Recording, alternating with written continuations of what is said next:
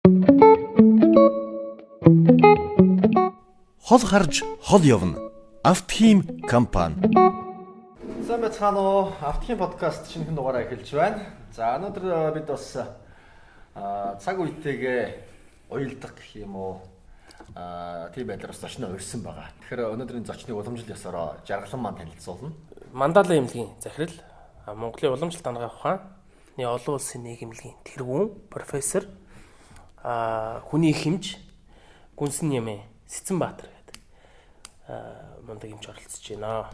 Би сая бол их тавчхан танилцууллаа шүү дээ. Тэгэхээр та өөрийгөө гоё дэлгэрэнгүй танилцуулаач. Болвол яагаад эмч болсон, анх хэн нөлөөсөн гэдгээс эхлүүлэх зүгээр бах тий. За баярлалаа. За телевиз үзэж байгаа та бүхэнд энэ өдрийн сайхан мэндийг өргөн төвшүүлье. За одоо миний эмч болсон их сонин л доо. Манай уулхалаар бас маарам хүн байсан. Тэгэхээр тухайн үед ч одоо цаг их хэцүү байсан. 10 жилийн хувьсгал гээд их төвхтэй цаг байсан л да. Зүгээр одоо 1958 оноос 1968 онд би яг 69 онд төрсөн. Тэгэхэд манай Ордос нутагт одоо юу үүшин жоо гэж их том хийд байдаг байсан. Тэр хийдэд манай аав шавилж сууж исэн. За тэгээ шавилж сууж байгаа учраас за ламаан болоод марамбаан болоод сүмөөс бүгдийг хөөс юм байлээ. Тухайн үед тэр хийж часа үүшин жуугийн хийд гэдэг чинь бас 1000 ламтай ийм том хийд байсан юм байлээ. Тэгээ тэр хийд чинь хийдийн бүх ламнаруудыг одоо хар болгоод зарим нэг юм одоо бас тухайн үед хараас нь зөвлөж часа байгаа л да. Тэгээд одоо ялчгүй хархан болоод заавал одоо гэр бүлтэй болох хэрэгтэй. Эхнэр хүүхэд авахгүй бол ер нь бас асуудал өндөрөх гээд байдаг. Тэгээд манай ээжтэй суусан. Манай ээж болоод манай аав хоёр болоод бас насны бас нэлээд өрөөтэй. Аав 51-тэй, би аавынхаа 51-тэй дээр гарсан юм билээ. Манай ээж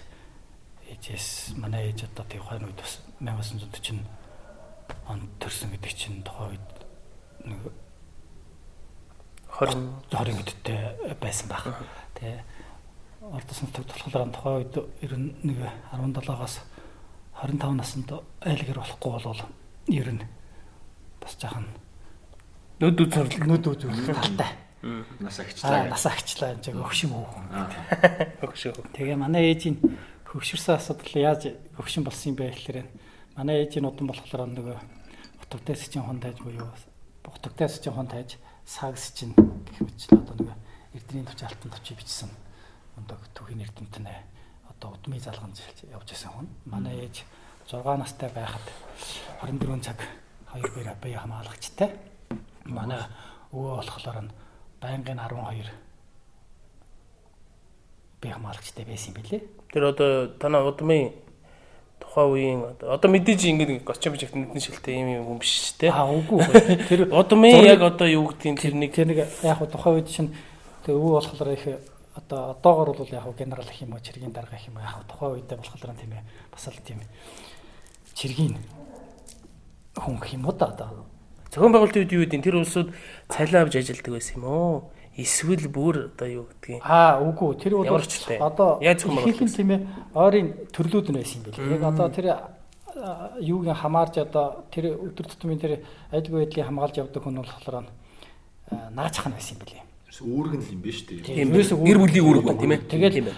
Тэгээ яг өнөөдөр энэ харж олон төрөл бүгдээр нь Монгол дээлтэй тэгээ морьтойгоо тэгээ чухал үнэл хамгаалаад байна шүү дээ. Гэр бүлийнхаа ойлгосон. Тэгээ юу болсон юм бэ гэхээр тэр өвшин гушуунд анхны одоо сургууль байгуулсан юм байлээ. Одоо 10 жилийн сургууль. Тэгээ анхны сургуулийг байгуулахад тэр манай тэр өвөө болохоор захирлаараа байсан. Захирал тэр өөрөө байгуулсан учраас өөрөө захирал болж байгаа шүү дээ. Тэгсэн чи одоо захирал болсон юм чинь сургууль байгуулсан юм чи тэргүй сурах бичих хэрэгтэй байж дээ. Сурах бичиг зохиосон байна. Сурах бичиг зохиох хэрэгтэй. Тэгээд тэр сурах бичигдийн хань өмнөх үг нь одоо ч гэсэн номын хөлбөр надад байдیں۔ Сурах бичгийн өмнө нь болохоор за Монгол хүн яагаад юу хийх ёстой? Энэ байшин авдар шүүгийг хийлэхэд яагаад хятад хэнээр хийлгүүлэх ёстой юм. Бид боловсрол эзэмшиж бид энэ өөрөө хийн. За хоёрдугаар том өгүүлбэр нь болохоор за Монгол хүн эрдэм ном сорж сансарт нисэх зорилго тавина. Америк хүн сансарт нисэж болж байхад Монгол хүн яагаад сансарт нисэж болохгүй бэ гэдэг. Ингээл мөр байсан. Тэгэл энэ үгнээс асуудал болоод тэгэл 49 настай шууд ер нь бодулсантай. Ном дээр бичсэн тэр үгнээс хоёр өгүүлбэрээс. Тэр үгнээс. Тэгээ яг манай ээж ерөнхийдөө годомжинд гарсан, адлагдсан хүн болгоно нүд үзүүлдэг болсон. Тэгээ яг ерөнхийдөө өгшөрсөн. Тэгээ одоо бодоос тухай үед сургалсан байлгүй дээ. Манай аав ээж хоёрын одоо хооргондын зай ихт тухай үед бас 30-аад км нэг юм бол мэдэхгүй штэ. Хүн алнаас сороглол одоо болохоор заавал нэг юу өстэй юм байна. Аваа хүүхд тахгүй бол эхнэр ахгүй бол болохгүй юм байна. Тэгээ одоо хаана насан таарсан боломжийн хүн байх вэ л гэж бас бодвол хай сургалсан байх би боддیں۔ Одоо сударсаатай. Тэгэл яг манай ээжтэй суусан. Тэгээ би гарсан ганц хүү миний дээр нэг гэжтэй. Эрэгтэйгээс бол та тэр эрэгтэйгээс би ганц хүү. Тэгээд хоёул юм тэгээд доороо нэг ясаа эмэгтэй дүүтэй. За тэгээд яг нэг аав уламжлалтын марм мөртэй лам байсан учраас ерөнхийдөө багаас нь одоо гэрийн сургаал гэх юм уу та танд тий гэрийн сургаал эхэлсэн монгол хүчгээнүүчдэг төвд хүчгээнүүчдэг бүждэг хоёр хэлэн дээрээс өөр хэл байгаагүй юм чинь. За тэгэл яг одоо нэг аав амьдрахын тулд бас нэг эм тангаа хийдэг. Нөгөө эм тангийн чинь би нүддэг. Би ч гэсэн зоогоо байхад туслахаар тийм. Тэгээд тэр чинь их гоё. Тухайн үед одоо чихэр чихлаад гэж олдохгүй. Тэгээ манай аав болохоор надарнаас нэмээд жоохон тухайн үед ямар ийм чихэр байх биш. Жохоо мөсөн чихрийн нэмтэрхий авч ирээд авдарн дээр ингээд тавьчихдаг. За миний хүү надад чи их гоё амттай чихэр юм байгаа юм. За чи хэрвээ энэ үний эдийг санаж явал наад эмээ нүдчих. За тэгэл нэг 7-8 настай юм хэл нүдэн штэ. Нүдж байгаа ч юм уу, ууч ч юм уу тэгээд нэг юм болсон ч нэг юм тэр чихрийн төлөө ажил хийж байгаа. За тэгээ яг хөө ерөнхийдөө нэг 10 жил төгсөж би чинь гайгүй юмч болцсон дөө. Тэгээд ханаа томоо бол асуудалгүй. За тэр хүнтэй тийм юм өгч өгөг бол шууд 10 жилийн ангийн хүүхдүүд им барайл им боо. За ерөн 10 жилийнхэн хүүхдүүд ханаад манад хөрөхөд бол ерөн тэгэл гэрээс нь танк хармал завчирэл за энэ уучлаад очих гэх мэтчлэн ингэ байжсэн. За тэгээд 80 он ингээ гараад 85 6 он болоод эхэлсэн. Цаг үеч одоос их сони бүр ширүүсэн. Үгүй яг арай цаг жилд ороод чөлөөтэй болсон. Тэгээд сургууль соёлд явах бас боломжийн насны хэдээд л. Тэгээд сургуульд явахад одоо аа болол за тийм эмч бол боломжлтын эмчд яв. Тэг би болохоор нөгөө орчин үеийн эмч үжих гээл. За ер нь юу яриад байгаа юм юу одоо орчиг 21-р зуун болж байхад юу уламжлалтай тэгээд чаг нор зүгээ цагаан халаад өмсөд явсан хамаагүй мессеж хийгээд ингээ явах хамаагүй дээр гэж санагдал. Тэгээ ягаад юу Европ хангах хүн ангид орохгүй юу эмчилгээний их эмчийн эмчилгээний ангид ороод за тэгээ 6 жилийн тэгсэд өвөр Монголд одоо юу гэдэг байсан юм доо Хятад Монгол нэгдсэн эмнэлгийг бас том эмнэлэг байдаг гэсэн. Тэр эмнэлэгт ажиллаваа. За 2 жил ажиллаа. Нөгөө аав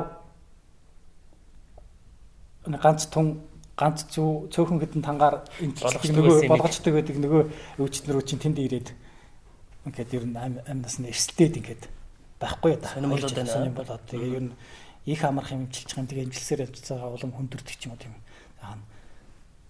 Ер нь их амархан зохицуулчих юм ер нь эмчилж бодоо ингээ нэг л бишээ. За тэгэл ер нь бодож эхэлсэн дээ. За энэ ер нь уламжлалтыг дахиж сурахгүй бол ер нь болохгүй юм байна. Энэ уламжлалт гэдэг ханах авах юм бол Монголын маш их том соёл юм байна. Энэний хөгжүүлэхгүй бол болохгүй юм байна гэдэг. Дахиад уламжлалтын ангид 4 жилээр суусан юм. Яагаад хийж байгаа юм бэ гэхээр нөгөө ерөнхий эрдмийн үзсэн болохоор 2 жилийн давчгаад 4 жилээр үжээ төгсдөг байсан. Тэгээ уламжлалтаар төгсөөд. За уламжлалтаар төгсөөд бас болохгүй гэдгийг мэдээд энэ гүнбэн хийд одоо манай монголчууд ч бүгд мэдэх байх тийм ээ. Гүнбэн хийдэд ч бас 4 жил ном үз. тий шавилж суваа. Үгүй үсээ хусуулсан. Гусуулсан. Тэнд бол яг ном ясаа. Яг ном ясаа. Тэнд бол одоо үсэх гусахгүй байж бол өстэй огт болохгүй. Тэгэл гэсэн гусвал тэнд асад шавилж суусаа. Ер нь яг энэ анагаах ухааны чиглэлээр ингээд сурахад их олон жил зарцуулагдсан юм шиг байгаа тий. Гэхдээ Симбатрах бол бүр ингээд явж өгсөн шүү тий. Бүх талаас нь судалсан шүү дээ. Европ, уламжлалт, тэгээ бүр тэр одоо номын талаас нь хүртэл ингээд судлаад. Тэгээд юу бодогдож байсан бэ гэхээр би тухайн үед за ер нь тийм ээ уламжлалт анагаах ухааны сайн сурчих, Европ анагаах ухаанаа сайн сурчих ер нь заахан тийм одоо орих сэтгэлтэй байсан л та. За ер нь баг хүний өвгүүлэхгүй дээ ерөөсөн наашдаг байдаг юу. Уламжлалтаар болохгүй л Европаар болохгүй уламжлалтаар ер нь гарахгүй мэдчихвэл ном тарны шаа та. Ийм тийм оргисон сэтгэлтэй явж байсан байгаа байхгүй юу. Тэгээд хүний ертөнц одоо тийм ч бас амархан биш юм байна л да. Тэгээд аав маань нас барахад би хотоос тавхиж очиод гошуу аймгийн нэмлэг төвтсөн байсан. За ястай яадын доол гэж бодчихсон. Тэгэл 7 хоног ямарч юу мэддэггүй. Оншиж тодорхойгүй. Тэгэл 7 хоног гинт явцсан. Сүүл тодорхойлсон уу? Зөвлөж тодорхой болоогүй. Тэгээс үлд за тэр нь бол би юм чигдгийг юм дийлэхгүй гэдэг юм байт юм байна гэдэг. Ер нь хуваарсан л та. Тэгээ ер нь одоо тэгээд яг нэмчийнхаа энэ сурж дуусаад одоо сураад тэр бүх юмыг судлаад ингээд сурчлаа. Мэргэжлийн эзэмшлээ. Тэрнээс хойш ингээд ажилдаад одоо хэд хичээлдээ ажиллаж байгаа гэсэн үг байна. Ер нь 35 жил ажиллаж байгаа гэсэн үг дээ. Мэдээж энэ ажиллах явцад бол бас сурах юмуд ингээд гарч ирээд байна. Байнга байж. Тэгээд одоо энд ирсэн би ч одоо энд ирээд гисэн бас ашуусын бас 6 жил суусан. Нэмж сураал. Тэгэл ихэл одоо мэдгүй хэмжээнд байна. Тийм учраас эмнэлгийн ажил бас заахан ер нь бол эмчтэй чинь байнга сургалсан юм байнга сурж ингэж хөгжүүлж явах бол хамгийн их нөгөө хурцтай хөгжиж байгаа салбар бол анагаахын салбар байгаа тийм ер нь бол бас чанга бид нар тэгэхээр өнөөдрийн гол ярианы сэдэв бол Монгол хүмүүс жилийн 4 улиралтай газар хооронд амьдардаг. За тэгээд яг хүмүүсийн ам дамжсан яриа байдаг шүү дээ нөгөө үлэг болсон. Зундаа сайхан цагаан идэгээ хэтэл. Үлдээ бол махаа хэтэл тэгэл монголчууд амьдэрдэг байхгүй. Гэж. Ингээл дуусаа яг хоолны соёл. Тэгээ яг үнэхээр буузан бидрийнх юм уу, хууш уурн бидрийнх юм уу. Тэгээ дан цагаан идэгээ иддэг байсан юм уу? Эсвэл цагаан холдон гэдэг чинь хоньны сүүл орд юм уу? Тэгээ хоньны сүүл чинь цагаан өгдөө шүү дээ. Тэр ногоон холдон буюу нөгөө барууны тэр соёл болохоор дан ногоонуудаа идээд байгаа юм. Ерөөсөө мах идэхгүй те. Гэт ингээд явахар түмэн асуулт байгаа байхгүй. Эсвэргээр Европ ч юм уу эсвэл Хятад бүр Солонгос, Японд хүмүүс нь шоргоолж үүрээ яаж барьж байгаатайгаа адилхан эсвэл амтын зөнгөөрөө яаж хоолоо олж идж байгаатайгаа адилхан бууг төрснийхаа дараа л очиод хэрэгтэй урамлаа идчихлээ гэдэг байхгүй тийм ээ. Тэгэхэд хүн тэрийг зөнгөөрөө олж мэдчих чадахгүй учраас эцэг өвгдөөсөн ч юм ингээд уламжлаад ирсэн юм тасарсан надад харагдаад байгаа байхгүй. Тэгээ юу мэдэхгүй ямар ч хамаагүй үед халуун хөтөн ямар шин чанартай мэдэхгүй хоол хүн сэргэлээд таргалаад өвдгөн өвдөд ар дээр нэмлэг дээр очивол тэгээд ингээд хоол хүнснээсээ л болоо явдаг ш. Тэгэхэд бид нар хизээ ямар хоолоо идэх юм мэдэхгүй байгаа байхгүй. Тэгэхэд зөвхөн Хятад ч юм уу ингээд бүгд ингээд зарлцсан юм шиг. За тэдэн сарын тэднээс хойш борцоо балкон дээр хатаагаад тэдэн сарын тэднээс хойш тим хоолоо идэн зах дээр ийм ногоонууд зуны тэдэн сараас тэдэн сарын хооронд зарагдана гэд тэгээд тэрнээс зарагдахгүй. Тэр олдохгүй байгаа мөхөр олдохгүй биш. Хүлэмжлэлээ байж л байгаа. Гэхдээ хүмүүс нь тэрийг авдаггүй учраас лангуу нэр тавьдаг. Яагаад авдаггүй гэхээр тэр хүнсийг тэр цаг мөчид хэрэгэлдэг байгаа байхгүй. Миний ажигласнаар би бүр амар судлаагүй л тэр монголчуудад ийм хоолны соёл байгаа да.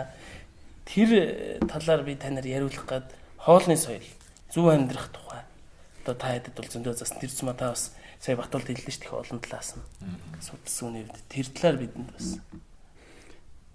ярьж өгөл. За баярлалаа. Энэ хоолны соёл Монгол хүний хоолны соёл бол маш нарийн технологитой маш нарийн зангшилтай ийм арт юм л дээ. За ер нь амьдралд бол энэ зөв идэх, зөв хооллох тийм ээ. Зөв хооллох соёл, зөв амарх соёл, зөв ажиллах соёл гэж ийм ерөнхийдөө ийм 3 соёл байгаа юм л да. Тэгэхээр зөв идэхтэр бид яах вэ? Зөв амрахтаа бид яах вэ? Зөв ажиллахтаа бид яах вэ гэдгийг л ерөнхийдөө мэдэх шаардлагатай хүн болгоно. Урт насалж удаан зэрэг яг бол энэ хэдэн жилийн маш сайн мэдж яхан чухал л та. Тэгэхээр зөв хооллолын тухайд ярихад одоо Монголын хамгийн нэг том ном байдیں۔ Эдэн умдааны жинхэнэ товч гэж хавлыг энэ үед. Эдэн умдааны жинхэнэ товч гэж. Жинхэнэ товч. За энүүн дээр бол одоо маш нарийн ярьж байгаа. Тэгэхээр Монгол хүн болгон тэр номыг үжээсэй гэж би бас. Хизээний ном, хөвлөгийн ном, хөвлөгийн ном хөсгүй гэж одоо тухайн үеийн хөвлөө хааны юу ордны одоо эмч байсан. Тэр хүний бүтээл. Хоолны одоо тухайн үед хоолны хоолыг харуулчихсан гэж хэлэх юм уу та тийм ээ. Хөсгүй гэдэг хүнээ тийм зохиол бий. Тэгээ орчуулагдсан юм бол зөндөө байгаа л та. Даан чухал олж хардггүй л ах. Тоодгүй л ах. Тэгэхээр бид одоо яах ёстой юм бэ гэхээр Монголд за юу ярих учраас хоолноос ярих учраас хоолыг бэлтгэх тэр тусмаа махыг бэлтгэх талаас нь жоохон илүү хүн ярих болж байна л тийм ээ. За энэ махны бүтээгдэхүүний бэлтгэх арга байна тийм ээ. За махыг бэлтгэхдээ заавал за нэгдүгээрт нэтлэх нь ойлгомжтой тийм ээ. Нэтлснийхаа дараа заавал 2 цаг сэврэх хэрэгтэй. Няцлна гэж үгс. Малан гаргаад тэгснээр дараа заавал 2 цаг сэврэх хэрэгтэй. Сэврээдгийн шалтгаан юу вэ гэхээр энэ малд гэсэн махан гэсэн тийм махны тийм үндсэн хор гэдэг юм байна. Жишээлх юм бол одоо хулгоонд адууны шилий өгөх юм бол шууд хорж өгнө. Чансан адууны шүлийг за яагаад учир яг хөө тэр махан дон тийм махны тийм үндсэн хор гэсэн юм байна. Ямар ч бүтээгдэхүүнд тийм үндсэн тийм одоо хортой зүйл байна. Тэрийг бол илэг шүү. Тэрүүний болохоор ууршуулж гаргана. Өөр арга байхгүй. Зүгээр 80 оны 90-ад оны ихээр болохоор хятадуудын ихэнх гуанзанд яг тэд мэдсэн. Тэгээ нэг юугаа үйлчлүүлэгчээ сайн татахын тулд гуанзана үүдэн болгонд тэр нэг минутээр бүгдээр манай юунд сайн сэврээсэн мах байгаа гэж бичдэг байсан. Одоо эргээ харагдах байлцсан бэл. Тэгэхээр энэ махаа заавал нэгдүгürt сэврэх хэрэгтэй. Сэврээдгийн шалтгаан юу вэ гэхээр нэгдүгürt махаа сайн сэврээчих юм бол даралт ихсэхгүй. Холестерин өндөрсөхгүй. Хичнээн хийдсэн ч нэх хүнд хор болохгүй. Хэрвээ тэрүүний халуунаар нь хөргөгчөнд хийх юм уу? Эсвэл шууд халуунаар нь хоолнд ашиглах. Тий. Одоо уур нь гараагүй сэврээгүй тохиолдолд шууд идэх юм бол маш амархан даралт ихсгэн, холестерин ч ихсгэн. Манай хажуудаа тэгэл хээр хөдөө гараад ерөөсөө шинэ бах. Хоноо гаргаад тэгэл шин шүлүүн гэж шүлийн уун тэгэл дээрэс нь хорхог хийн те. Шууд гаргаад шууд жиргээл 40 метанда хийгээд хорхог болгоод иддэг шүү дээ. Энэ бол ёстой болохгүй. Тэр гэсэн манай Монгол оронд тийм ээ махны хэрэглээ маш их учраас энэ махны хэрэглээг бол ер нь хүн болгоно анхаарахад одоо илүүдэхгүй л гэж бодож байгаа юм. Тийм учраас ёстой дуулж заавал хийдсэн шүү гэж. За тэгж хийдсэн шүү. Тэгэхээр энэ шууд заавал 2 цаг сэврэх хэрэгтэй. Сэврээдсэн мах нэгдүгээрт холестерин өсөхгүй, өндөр болохгүй, даралтын ихсэхгүй. За шууд одоо наталсан малыг шууд идэх юм бол шууд даралт болно. Хүн төрөхөд чинь дөнгөж төрсөн ихэд шин шүл уулгана гэж шууд гаргаад тэгтээ заавал сэврээжих хэрэгтэй. Заавал сэврээжих хэрэгтэй. Яг нэг удсан хөргөчн дуудсан ч юм уу юу гэдгийг борц ч юм уу тийм мах биш. Жохон шин тэгтээ сэврээс. Тий, заавал нэг 2 цагийн зай шүү. Энэ ямар ч тохиолдолд сэврээсэн л хэрэгтэй. Энэ бол Энэ бол болохгүй. энэ бол ерөөсөн сонгодог уламжлалтын одоо сонгодог уламжлалт ангаах ухаанд ч вэ Монголын уламжлалт соёл ч вэ яг энэ бол хамгийн одоо махны бүтээгдэхүүний технологийн хувьд ерөөсөн авсан гэсэн. Ангийн халуун цус суудаг штэ. Гөрөөсний. Гөрөөс мөрөөс гэдэг нь халуун цус суудаг штэ. Тэр хотоодонд зүгээр онцгой тохиолдолд тийм эмийн ном ч гэсэн тийм технологи бий. Тэр болохоор нэгдүгээрт тэр одоо амтны нэгдүгээрт заавал өвчин байхгүй байх хэвээр. Өвчин байхгүй байх хэвээр. Тэрүүний заавал одоо мэдсэн байх хэвээр. За мэдээч одоо орчин үеийн шиг тийм юу байхгүй шүү дээ. Шинжилдэг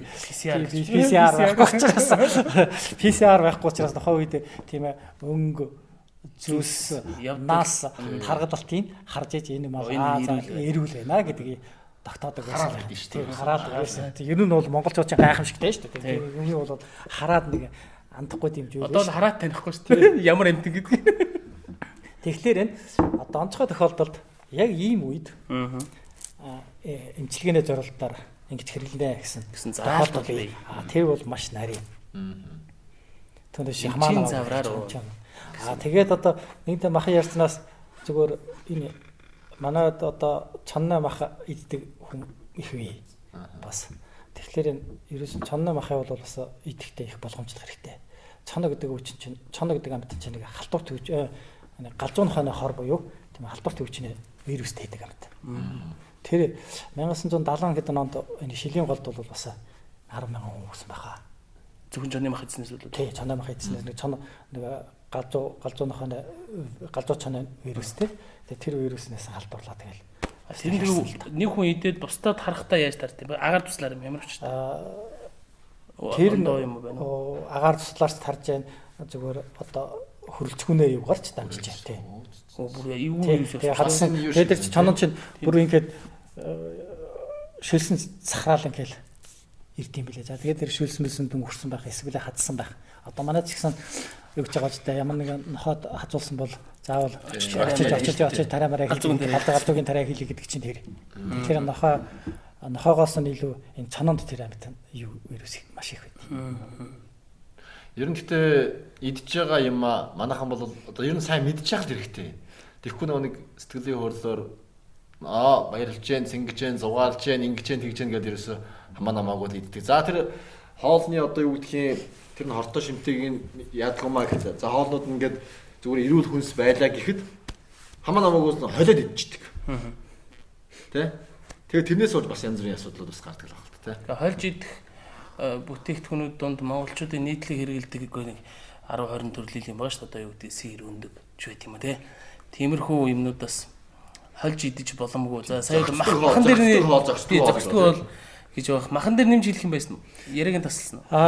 Зүгээр юу одоо маханы тухайтай юу ярих юм бэ гэхээр манай ч одоо 5 гушуун малын гол юу гэж байгаа учраас хэрэглээ байгаа учраас тэгэхээр нэг маханыхаа чанарыг сайн мэдэх хэрэгтэй. Чанарын мэднэ гэдэг чинь энэ сэрүүн чанартай уу, халуун чанартай уу, ерөөсөө хоёрхан чанар л байгаа шүү дээ. Нэг бол сэрүүн чанартай, нэг бол хүйтэн халуун чанартай гэж байгаа. Тэгэхээр 5 гушуун мал дотроос адуу бол хамгийн халуун чанартай мах. Тийм учраас зам бол идэж болохгүй аль гэж байгаа юм. Би энэ бас л 100 идэвэл 100 хэрэглүүл тэр тусмаа халуунаар хэрэглүүл тэгээд дуусаа штэ зүрх зогсож магадгүй тэр ясаа аюултай. Тэгэхээр адууна мах 100 идэж болохгүй нэ. За хоньны мах бол 100 идэхтэй тийм тохиромжтой биш ээ. Тохиромжтой биш. Тэгвэл энэ дунд бас нэг асуудал байна. Заншсан буюу дадсан гэдэг нэг зүйл байна. Сурцсан байж болно шүү дээ. Тэр хүн яадаг ч үү. Тий, идээ сурцсан тохиолдолд бас харж байгаа гайгүй гэж байна. Тэгэхээр хоньны мах бол бүлээн чанартай яг адуунаас адуугаас арай яг үүдэн биш. Юу адуу мах бол маш халуун. Юу болохоор арай за бүлээн байх нь шүү дээ. За нөгөө тийш нэ тэмээ болохоор тэр ягаа говьд амьдарч энэ чинь их халуун юу учраас их сэрүүн учраас тийм ээ говийн халуунд яахцгүй. Тэгэхээр тэмээний мах болохоор сэрүүн чанартай.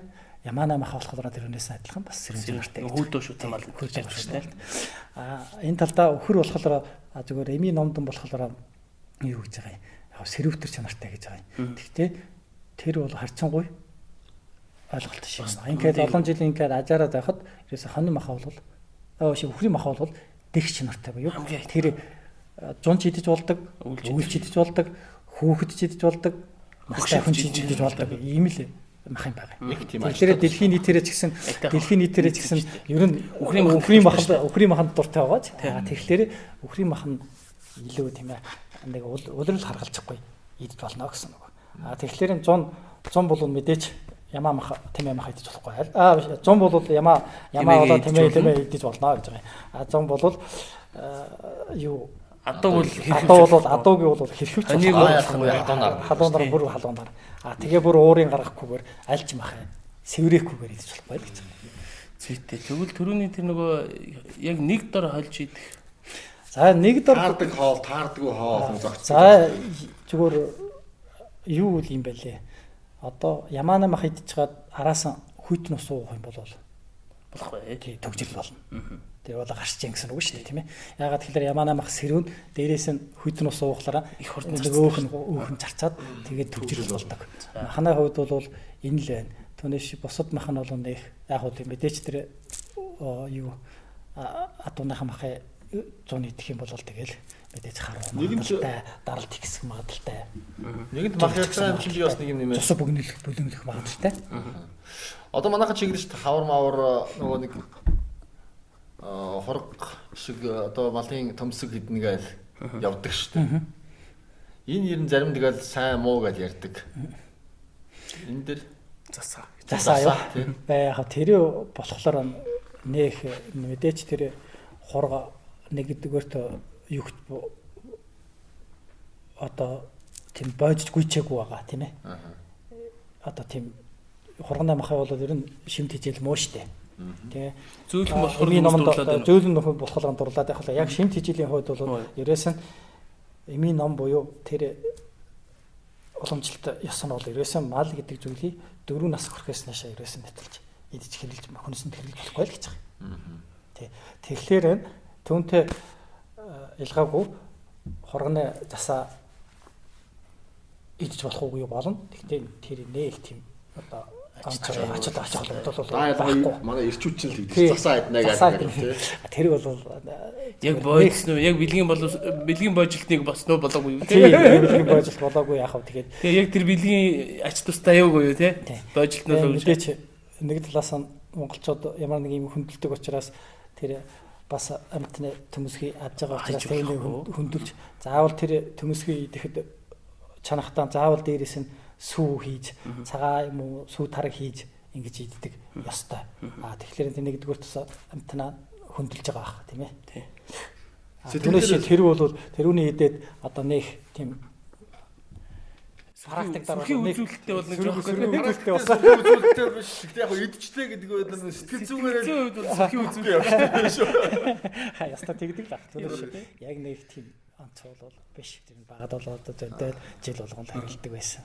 Тэгээ тэр чинь ганц нь 2 удаа хэрэглээд тийм онц өрдөнд төрсөн юм бол ер нь харагдаагүй. Харагдаагүй. Тэгээд нөгөө түрүүний асуулт юу гэхээр өөр бусад төрлийн хоорондоо хольж идэж болдгоо хүнсний бүтээгдэхүүнүүд үүдэж шүү дээ. Гэхдээ монголчуудын нийтлэг хэрэгэлдэг. Одоо бид нар нөгөө ярьж байгаа сэдв маань энэ бүх яриа маань хүнд нөгөө өдөр тутмын амьдралд нь монголчууд өмнө нүүдэлчин багтаа ингэж хэрэгжилж ийсэн. Одоо суушмал соёл иргэншилт орсон ч гэсэн бидний амьдралын юм аяг монгол хүний өөрийн нэг юу гэж байна шүү дээ. Одоо усан махбодтой, гал махбодтой амьдарч шүү дээ. Бид нар бол гал махбодтой гэж би бодоод орсон үү те. Жоохон юу гэдэг би хаана байгаас мэдэхгүй байна. Усан махбодтой усууд байгаа. Тэдний хоолнос тустай байх те. Далайн хүнс байдаг ч юм уу те. Бид нар бол гал махбодтой учраас хэдий нүүдэлчин байхаа болцсон 4 ханы дунд суудаг болсон ч гэсэн тодорхой хэмжээнд бусад одоо үндэстнээс өөр идэх байх юм байгаа. Тэдний нийтлэг дотроос хоорондоо нийцэхгүй. Одоо чи миний хамгийн сайн санаж байгаа бол нөгөө бяслаг ба штэ. Сэр өндөг хоёрыг хамт идэж болохгүй гэж би одоо сонсч ирсэн үнэн бодлоо. Яг энтэй адилхан тиймэрхүү хоол хүнсний юм. За яг Монгол оронд яг тийм одоо маха бүтэгдэгүн сүүнэ бүтэгдэгүн гол хэрэгэлдэг дотроос бол нэг тэгж хашаад байх юм бол харьцангуй бага. Одоо тийм ээ халуун 100-ны үед тэр юугаар идчихгүй бол адуунаа мах идчихгүй бол өвлийн сэрүүн цагт одоо тэмээнэ мах идчихгүй бол тэгээ тэмээнэ мах идэх бол одоо эстетик хөдөлдөг ч юм уу оройн шээс хүрдэг ч юм уу тиймэрхүү тал бол байгаа. Зүгээр орчин үеийн хүнстэй одоо онцгой тийм гарших зүйл бол дахианы өндөгтэй одоо өндөг ус байгаа учраас дахианы өндөгтэй дүүфүүгийг бол хэрэглэж болдгоо юм. За. Хүн тийм үү? Ер нь бол цанхмаа хөдөлж бас эзний төгжрөл мөгжил үүсэх. Юу юм лээ мэдмээр. Түүнээс одоо өөр нэг тийм тоочны тэр л өстэй болдог юм гэсэн бол байхгүй. Тийм гэсэн бол ер нь байхгүй. Яг уг нь бол гэхдээ ямар нэг юм хэмжээ гэдэг нь хамгийн чухал. Ямар сайн хоолч гисэн амттай хоолч гисэн хэмжээгээс их идэх юм бол яадаг вүлээ. Дотор муу харна бөөлж ин тэр нь юу гэсэн үг хорлох болж байна л гэсэн. Тэгэхээр ямар нэг юм хэмжээ барих хэрэгтэй. Хэмжээ ерөнхий барих хэмжээ бол тийм ээ 70% тэл гэж байгаа юм. 70% өрссөн байхад тийм ээ 100% идээд хотоодны амнаар ирдэг бол одоо политер нь хотоодоо бол 70%тай байлгаж яхад ямар ч асуудал альч төрлийн хоолндоо гайвал гэж байгаа юм. Хэрэг тэрнээс дээш нь давах юм бол улаан шугам давах юм бол тэгэл эртэл үснэ л. Улаан шугам энд юм хаасвал. Тэр түрүүний миний тэр ярьдаг гал махбод юу гэдгийг тиймэрхүү онцлогоороо тим юм Монгол руу хэрэглүүл зүгээр шүү гэсэн юм би юу. Би жишээ нь бид нар далаагаас хол учраас нөгөө йодын дутагдал гэж нэг хэсэг байсан. Тэгээд давсанд нэмээд монголчууд бас бамбаа болчихрах юм байха бас тэ. Нэг хэсэг техник үед бол йодын дутагдлаар зурхтар бай гардаг бас тэ. Бамбаа томордог. Тэгээд тэр йод нэмээд хүн давсанд нэмээд өгцснөөр одоо тэр асуудал зогссон. Тэгэхээр би бас далайн гаралтай бүтээгт гэдэг бидэрт ашигтай гэж боддог байхгүй. Яг тэрнтэй адилхан бид нар байнга хэрэглэхгүй зөхөх хүнс мэс гэж та бодож. Мэдээч яг зүгээр юу гэж байгаа юм. Хоолны одоо ерөнхий зарчмын хувьд бол дээрээс нь 3-1-ийн харьцаатай л гэж байгаа юм. За, юу 3 юу 1. 2-3 харьцаатай л гэж байгаа. 2% нь ногоо байна. 1% нь мах байна л гэж байгаа юм. Энэ бол хамгийн 3-ны 2 нь ногоо. Тий, 2-1 нь мах. Тэр ногоондоо бол тийм ээ будаа багтаж болно тийм ээ. Будаа гурал төмсөн багтаж болно. Тэгэхээр энэ хит их мах идэхээс нь илүү эрэсэн юу л их нэ гэсэн. Ногоо бол ялангуяа нарийн ногоо гэдэг бол энэ мах энэ чинь задлж боловсруулах үед явцлал илүү дэм үзүүлдэг л дээ. Яг зүгээр нэг юу чин мах чинь өөрөө их хүнд хоол учраас хотоодонд их ачаалал өгнө. Ачаалал өгнө. Багаагаар идэх юм бол хүнд ачаалал юм баг. Тэр чинь ногоо ч өөрөө задлж бас ингэж илүү хурдан боловсруулдаг гэж ярьдаг юм байл шүү дээ. Тэ. Зүгээр задлах гэхээс нь илүү тэр ачаалал нь бага л та. Тэ. Затар нь ногоо идэхэд шингэх нь харчингаа хамаагүй хурдан шүү дээ. Махад затар идчихвэл ер нь өдөрж юм болно шүү дээ. Хол харж хол явна. Автхим компани. Тэгэхээр энэ тэр бол маш энгийн логог. Тэгэхээр одоо манайд хүнснээ ногоо дотроос одоо нэг тийм онц гойд энэ нь болохгүй тэр нь болохгүй гэсэн юм бол байхгүй. Хаач гэсэн ялгаагүй. Хиний тэр нь тийм ээ махч идэж байна, ногооч идэж байна. Энэ хамгийн гол нь тохируулж идэх нь л чухал байна. Тийм ээ. Хэмжээгээс нь л итгэж болохгүй л гэж. Улаан шугам давуулахгүй л гэж. Улаан шугам давах юм бол ямар сайн юм ч гэсэн хэрэгтэй хор болно л гэж. Хоол хүнсний хувьд бол тийм байт юм байж. Та ч одоо ингээд Европын ангаах ухаан, уламжлалт ангаах ухаан гэдэг бүгднгээр сурсан байна гэж ярьж байгаа. Ер нь Европын ангаах ухаан, уламжлалт ангаах ухаан хоёрын нь юугаар ялгаатай? За хүн төрөл хитэн буй болоод одоо хичнээн тэр бомжил болсон байлээ тийм ээ. Тэрийг бол бүгдээр мэдж байгаа учраас. Тэгэхээр тэр үеэсээ хэсүүлэл хүн төрөл хитэн буй болсноос хэсүүлэл анхны одоо ус уучлаж ууж юм болт юм байна. Бас өвчнөд тийм ээ. Ходоод гэдээс өвдсөнд цанх хөдөлсөнд одоо ходоод гэдээс хөрсөнд хэрэгтэй юм байна гэдгийг хүн анх олж мэдснээс хойш л одоо хүн төрөл хитэн баг үүснээс хэсүүлэл одоо уламжлалт ангаах ухаан бол байна. Ингээ хөгжсөөр ингээд ирсэн байна л гэж байгаа. Европ ангаах ухаан бол одоо хөгжөөд нэг 200 жил болохтой үгүй юу гэж байгаа юм. Тэгэхээр энэ Энэ хоёр уламжлалт нагаа ухаанд Европ нагаа ухаанд заах юм маш их байна, тийм ээ. Хүнд хэрэгтэй юм байна. Уламжлалт нагаа ухаанд ч гэсэн одоо маш их хэрэгтэй юм байна. Тэгэхээр энэ хоёр анагаах ухааны тэгээ хослуулаад хөгжүүлээд явах хэрэгтэй. Түүнээс одоо уламжлалт нь энэ нь илүү тэр нь илүү гэх юм байхгүй. Аль алин дунд сайн юм байна. Аль алин дунд бас дутагдaltaй зүйл байна. Ерөнхийдөө аль нэг өвчнөд энийг хэрэглүүл Европын хэрэглүүл эсвэл уламжлалтын хэрэглүүл илүү үр дүнтэй. Ерөнхийдөө ярихад тийм ээ уламжлалт Европ анагаах ухаанаар бол тийм ээ одоо хурц өрөөсөл яаралтай төргөн тусламжид бол мэдээж гэлзүүлж олдоход энэ бол одоо маш сайн тийм ээ энэ талдаа бол маш сайн архаг удсан хуучин хүчмөж бол яалтчгүй уламжлалт нь Европоос нь илүү хамаагүй одоо дээр ерөнхийдөө бол ийм түүнээс ч одоо тэр Европ анагаах ухааны бүгдээрээ сайн гэхэд бас хэцүү байна. Бас болохгүй юм бас байна. Уламжлалт анагаах ухааны бүгдээрээ сайн гэхэд одоо бас хөгжиж чадаагүй, зарим нээлт хийж чадаагүй, хөгжөөгүй юм зүйлс ч юм дээр байна л да. Хоёул дээр нэг кофений тухай ярьж байна. Тэр тухай ярьж болох уу? Болно шүү дээ. Тэр кофе бүгдийг харуулна шүү дээ. Залуучууд их кофе руу шуурж байгаа. Дэлхийд дахин ч гэсэн кофений соёл их байгаа. Кофе шопд Монголд хэдэлээ тий. Тэгээ кофе бизнеснээс бас баг. Кофе уух юм сайн юм уу? Гэдгсэн та юу гэлээ гэж. Тэгэхээр кофений хувьд бол за манай оронд бол тийм ээ нэг 50 60 жил 100 жил арай болоогүй л байна. Нийтлэг тийм ээ. Тэгэхээр кофе гэдэг зүйл жоохон хий хөдлөгдөг. Мэдрэлийн системийн хий хөдлөнө гэдэг нь бол ерөөсөө мэдрэлийн системийг жоохон хөөргөдөнө гэсэн хөөргөнө гэсэн. Тэгэхээр энэ хүнээс нь болно. Одоо Европ анагаах ухаанд бол тийм ээ А бүлгийн Б бүлгийн гэдэг цус яриад байна шүү дээ. Уламжлалт анагаах ухаанд бас яг тэрнтэй адилхан тийм ээ хийгийн чанартай, шарын чанартай, бадганы чанартай гэж байгаа юм. Тэгэхээр тэр хийгийн чанартай хүнд бол зоохгүй. Хий хүнийг улам хийгнэ. Одоо улам хийгийн хөдөлгөөн. Дэв дав ийл. Тэгэхээр бадган дуун бол бас тийм их зоохгүй. Шард зоохгүй. За шард бол яг харьцангуйч өгдөг. Тэгэхээр нэгдүгээрт энэ. Хоёрдугаарт нөгөө би сая бас ярьж байсан тийм ээ. Дадад заншсан тийм тал байна тийм ээ. Идээ сурцсан, хэрэглээ сурцсан. Тэгээ барууныхаа бол төрөхөөс ихсүүлэл аав ээжээс ихсүүлэл тэр өвөд ээдээс ихсүүлэл хэрэглээ сурцсан болохоор тэр хүүхдүүд хэрэглээд яах юм бэ? Манайд бол одоо кофе ууж одоо бас янз бүр болсон хүн надаар бас их олон ярьдээ. Тэгээ олон ярьж байна. Яг уу. Зүрхтэлсэн байна. Зарим нь бүр тийм галзуурсан солиорсон байдалд орсон бас байна. Явхаа алдаад буцаж ирсэн тэр. Тий. Бүр айгүй тийм хүнд байдалтай ирсэн хүмүүс байж лээ.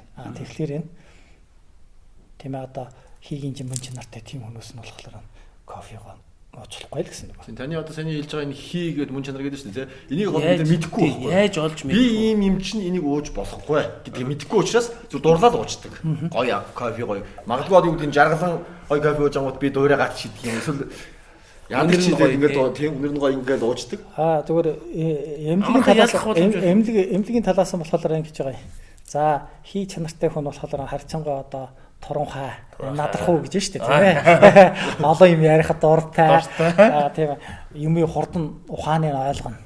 Тийм үү. Тэгтээ дутагдaltaй нь болохоор их амархан ойлгоод их амархан мартдаг талтай.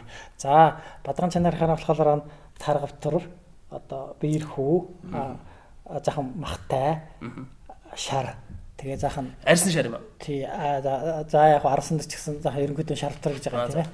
За тэгээд захан тарган дуу махлаг дуу юм бол захан удаа ойлгодог. Гэхдээ нэг ойлгочвол мартдаггүй гих мэтчлэн. За шарын чанарынхаа болохоор ер нь захан сөстэй. Ер нь бол захан амагтай. Тийм хүмүүс юм болохоор шарын чанартай л гэж байгаа. Тэгээд ялгачихна шүү дээ. Тэгээд л ерөнхийдөө ялгачихна нэгдүгээрт.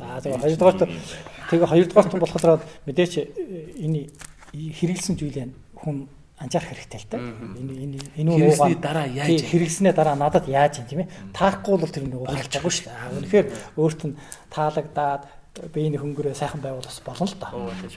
Тэгээ сонин сайхан унтаад тэр нь уужгаад өглөөний үгсээр нойр гөрөхгүй бол тэр хөлж болохгүй шүү дээ. Тэгэхээр хүн хэрэглээний дунд тийм ээ хэрэглэж байгаа үед нь өөрт нь яг ямар үйлдэл үзүүлж байна, таарж гэнэ үү, таарахгүй нь гэдэг л өөрөө чигнэж харах хэрэгтэй. Тэгэхээр ерөөсө таарахгүй хүмүүс хэрэглээд идэм шүү. Яг тэгэхээр одоо юу гэдгийг уухаар нойр хөрөхгүй бол ууж болохгүй ч тийм. Тэгэхээр нойр хөрөхгүй нь бол манайхаа ч кофе уудаг шүү дээ. Өнөөдөр юм бичих хэвээр. Ажлаа хийж дуусгах хэвээр. Шүн нойр хөрөхгүй нь бол кофе ууж нойроос сэргийдэг.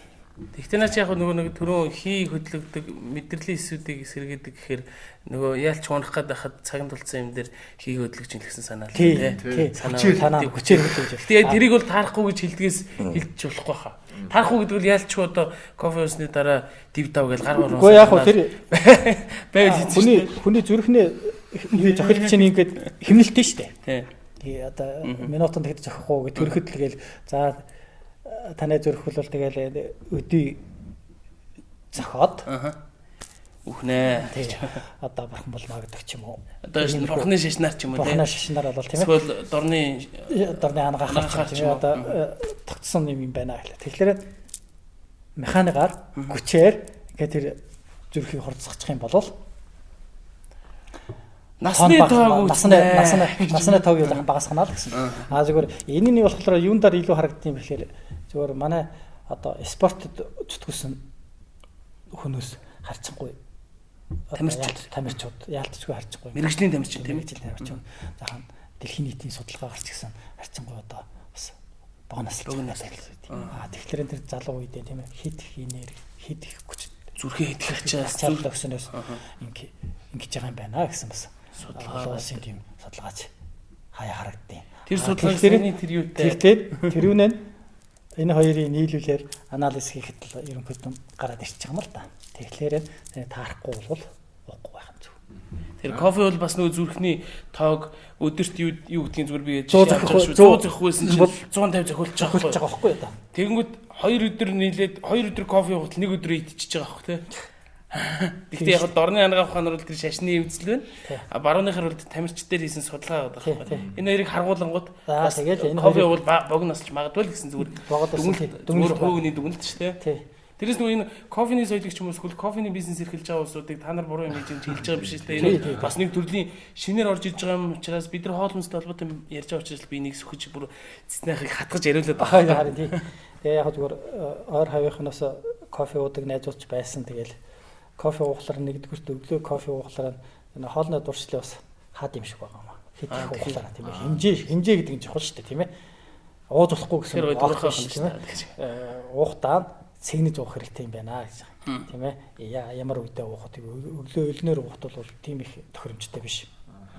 Ангаах ухааны үднээс ярих юм бол зүгээр ойр хавийнх нь бол бас одоо ганц хоёр хүмүүс тэгэл кофенд ингээд дотцсон хэд их уугаад тэгээс их нэлээ богоноссон усууд. Өглөө босонгуудаа хавар кофег нь хариулаад тамхи аваад балкон дээр гараад манайх ч бас энэ тийм хүмүүс их үе шүү.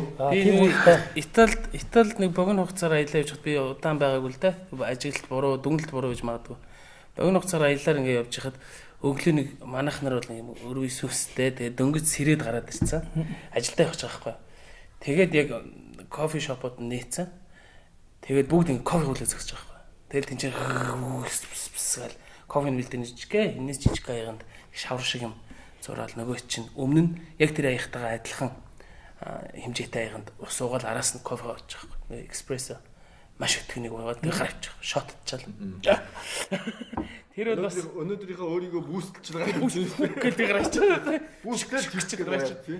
Тэр бол бас яг өлөн дээр ч арай уухгүй байгаа юм шиг. Гэхдээ бас нэг таны хэлдгээр өвөг дээдс нь уугаад ирсэн болохоор би энд нь зүтгэж юм байна. Яг надад нэг асуулт байна. Таныг харж хах түрүү ингээд одоо юу гэдэг ер нь бол уламжлалт гэл ингээд яхаар одоо гар суц бариад ингээд мэддэг шүү дээ. Одоо Европын бол ингээд нөгөө чагнаж үзэн одоо дуран гарч гэдэг юм хараад мэдэн ч гэдэг юм уу те. Дотор 5 цудын ингээд игээ за юм байна гэдэг. Та бол одоо жишээлбэл ингээд магадгүй суц бариад ингээд мэдэн шүү дээ тийм үү. Тэр хэд яаж мэддэг арга байна? Яах вэ? Юу хөөг? Одоо нэг шаланкаар явж байгаа цуснд одоо юу мэддэг? Яаж мэдэрдэг юм бэ? Гэхдээ хурууны ингэдэг те ингээд те. Тэр чинь ерөөсөө зүрхний бичлэгээтэй технологи нэг юм байгаа байхгүй юу? Зүгээр би зүгээр яг баттай судалгаа хараагүй. Гэхдээ ганц хоёр хүн одоо судалдаг хүмүүдээс бас зүгээр сонсч ирсэн. Зүгээр ер нь зүрхний бичлэгээ бол энэ уламжлалт авах нь юунаас санаа. санаа авсан юм байна гэж байгаа. Энэ юу ярьж байгаа юм бэ? Ерөөсөө судалсан дээр тэр зохилт дээш нь доошо ямар хүчтэй зөөлөн байна уу, чанга байна уу, сол байна уу, эрчимтэй байна уу гэдэг ийм нэг яг нэг одоо юу штэ. Дууна нот шүү дээ. Яг тийм нотрох уу, тийм нотлцсон юм байна. Ийм ингэж зөгчөөл ингэж зөгчөөл ийм өвчм болно. Тэгж зөгчөөл тийм өвчм болно гэсэн байна. Тэгэхээр удаан ингээ бариад ямар нэг юм гарших хэрэгтэй. Тэгээд удаан ингээ гаршаад 10 удаа сайн гаршаад байх юм бол яалтчгүй маш сайн мэддэг. Ямар нэг юм нөгөө 10,000 цаг зарцуулбал мэрэгчлэлтэн болно гэдэг ба шүү дээ. Тэгэхээр нөгөө мэдээж одоо бидний ярьж байгаа богинохон цаг хугацааны үед тэгээ яг ийм видео бичлэгээр та хүнд суд сурахыг зааж өгч чадахгүй. Гэхдээ яг нөгөө технологийн хувьд юу гэдэг 3%, энэ 3%. Тий, ер нь бол тэр 3%. Та ингэ тайлбарлаа. Энэ 3%-аар барих та жишээ нь ингэж мэдэрдэг, тэгж мэдэрдэг ер нь технологи байгаа шүү дээ. Тайлбарлал. Зүрхний өвчтөд гэвэл бид нар ийм л юм бодож шүү дээ. Эсвэл миний хэлэх гэдэг юм юу гэхээр ганцхан шаланкаар явж байгаа цусыг энэ 3% мэдрэх ямар хэрэгтэй. Тэгвэл нэг 3% байр л да тий. Тэр нэг технологи байна тий. Тэрэн дээр та ер нь нэг багцаа нэг иймэрхүү гэдэг. Энэ их санаа л да зүгээр энэ одоо энэ нэг жоохон гисэг биш үү? Энэ нөгөө энэ гисэг энэ нэг жоохон энэ 3 энэ таны нөгөө эргэтэй болохоор харагдахгүй. Энэ нэг ийм 3 хорооны энэ зайд энэ 6-ад 11 нь цул эрхт нь холбоо зайн гэж үжиж байгаа юм. Тийм ээ. Одоо өөрөөр хэлэх юм бол энэ дээр болохоор зүрх гэдэс хоёрын ийм холбоо байна. Тэг яг энэ хоёр энэ судалж одоо ингээд яг нэг замаар ингээд явж байхад их сонио штэ. Энэ дээр энэ нэг хурууны хэсэг барих, дарах болоод дарах мэдрэмж болоод энэ жоохон дээшнээ нэг хуруу дамжихад шал өөр зөхөгдөн. Өөр зөхөхүүд. Өөр зөхөн. Тэгэхээр тэр одоо хүртэл тэрүүний шинжлэх ухаанаар гэсэн нотолж сайн чадаагүй л байгаа юм бол та. Тэгтэл хэлдэг. Тэгээд яг энэ юунтаар энэ одоо ган сан цаг гэж ийм 3 чиг байна. Энэ чиг дээр гандараа болохоор тийм ээ зүрх гэдэснэ судас гэх мэтчлээ. За тэгээд доош нь яг нь ходоод тэгээд бүгдийг мэдрэхийн тулд нөгөө талбайгаа бүрэн ашиглахын тулд 3 дараад яг зүгээр нэг хуруугаар технологи болохоор ингэж барьдаг боловч яг гэж зарим хүн ингэж нэгээр барихад бас болохгүйсаад байх юм бол байхгүй. Хүн болгоны өөрсдийнх нь техникийн асуудал. Техникийн асуудал. Ямар ч гэсэн энэхэн зайд 11 цул хэрэгтэй гэж тий. 5 цул гэж ярьдаг шүү дээ. Өөр ямар цул гэж байгаа юм. 5 цул. Тий, 5 цул. Тэгээд 11 болж байгаа. Тий, 11. Тэгэхээр энэ 11 бол баригдана л гэж байгаа юм. Би нэг саваагүй асуулт асууад хүний сая цэг гэдээ ярьж штэ тий. Тэгээд жишээл кино мэнүүд дээр ингээд нөгөө цэг зодолтой цэгэн дээр нь хатгаад ингээд нөгөө хөдөлгөөнгөө болгодог ч гэдэг юм уу.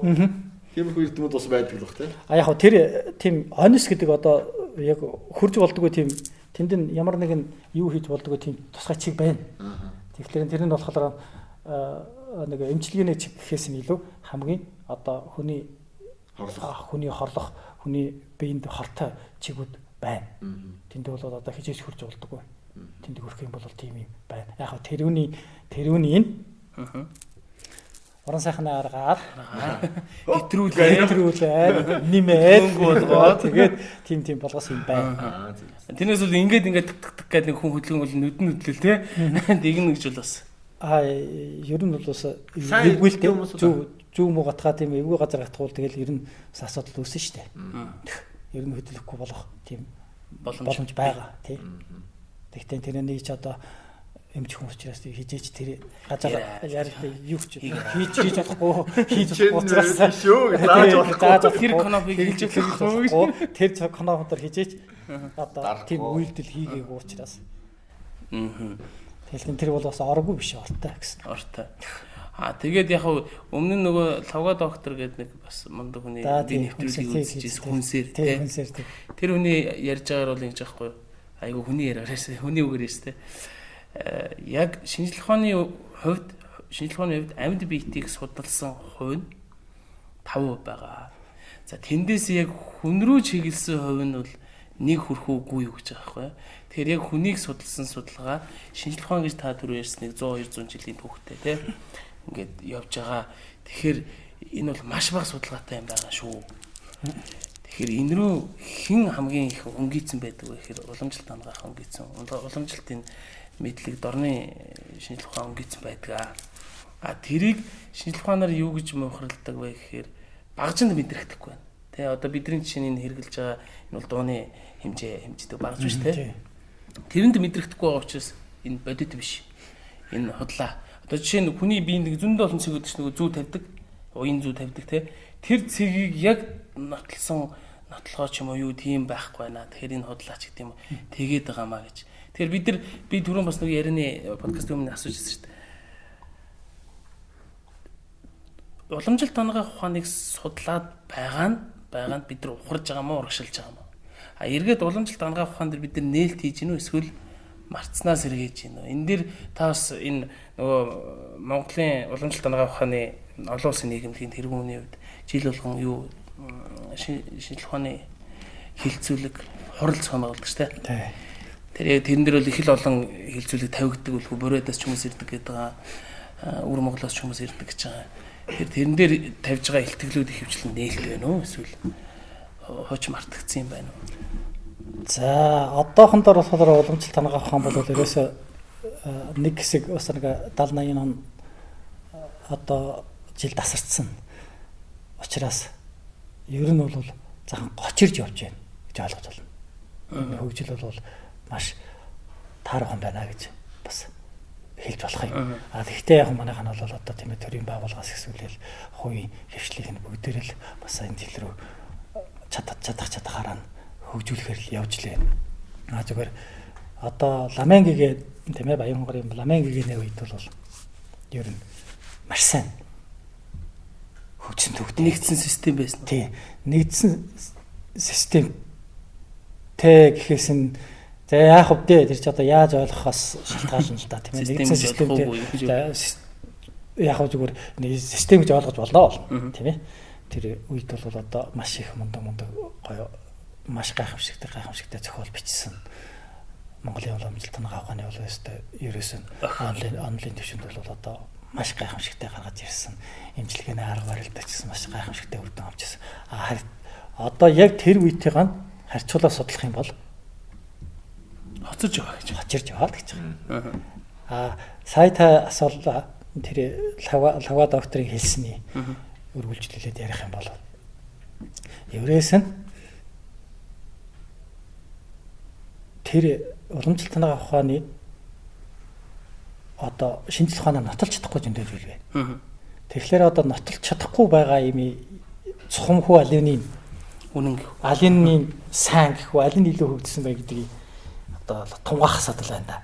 Би харахгүй жиж тэр сайн гэж хэлж чадахгүй. Тий харахгүй жиж энэс урт гэж ярьж байна. Асуудал юунд байд юм бэ гэхээр шинжилгээ ухаан бол заавал нүдэнд барьж гард орогдохгүй бол ямар нэг юм хүлээж зөвшөөрөхгүй.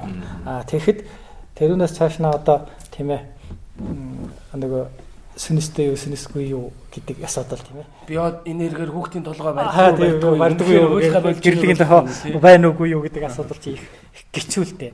За одоо дэлхийн нийтийн хамгийн сонгодог гоё маргаа шүү дээ. Жишээлх юм бол одоо хүн төрөхөд бол одоо тэр дөрөв үндэс буюу одоо тэр хангахын наамд болохоор хүн мэдээч аав ээж хоёроос бай болно. Тэрүүн дээр нэмээд заавал зууртын сүнс гэдэг юм байхгүй хүн болохгүй л гэж байгаа юм. Тэгэхээр одоо тэр зууртын сүнсийг яг шинжилгээ ухаанаар батлын ихтэй штэ төгдөн штэ. Тэр энэ нотлох гэж. Гэхдээ яг амьдрал болохоор ингээд байгаа юм шиг харагдаад байгаа байхгүй юу? Жишээлх юм бол тийм ээ одоо монголчууд бол тийм ээ сайн удмын хүн болохоор за дахин манай тэр маань юм байна. Тэр манай дээр төрөөрэй гэх тийм тусгай ингээд хамгаалж тэмдэг. Тэр хүрээд ирдэг. Тэгэхээр яг тэр тэмдэгтэй хүүхэд хамгаалтай хүүхэд нь тэр нийт буцаад аав нь байсан хүн өвөө нь байсан хүн өөр хүүхэд нь болоод ирэх жишээ. Тэр юу вэ гэж. Тань дээр одоо жишээлбэл илүү ирж үзүүлж байгаа одоо хүмүүс өвчтнүүд гэх юм уу тий. Энэ модсон одоо энэ биеийг өвдөж байгаа жилэрч байгаа юм хүмүүс голцоо ямар шалтгаанаар за би одоо ирж үзүүлж байгаа юм. За мэдээч өвчтэй хүн бол мэдээч эхний ээлжид бол ихэнх нь бүр Европоор ханддаг. Тийм систем нэч гэсэн тэр даатгал матгал энэ тэр янз бүрийн одоо нийгмийн асуудлаас болоод тэгээд Европоор хэрвээ эмчлэгдэхгүй буюу нэг юм тан үйлчлэхгүй тохиолдолд надаар ирдэг нь илүү байдаг. Яг би нөгөө өвчлөлийн хувьд л асууад байна л да. Ямар өвчлөлтөй дамгай зүгээр тэр бас хоолноос одоо энэ хоолны хэрэглэгээс бол одоо гол болж байгаа нэг хэдэн өвчин байна тийм ээ. Илэг зүсний өвчин. Тэр зүс зүснээр олчрах юм. Энэ чинь зүс нь муудахлаар наар олчрах нь муудна.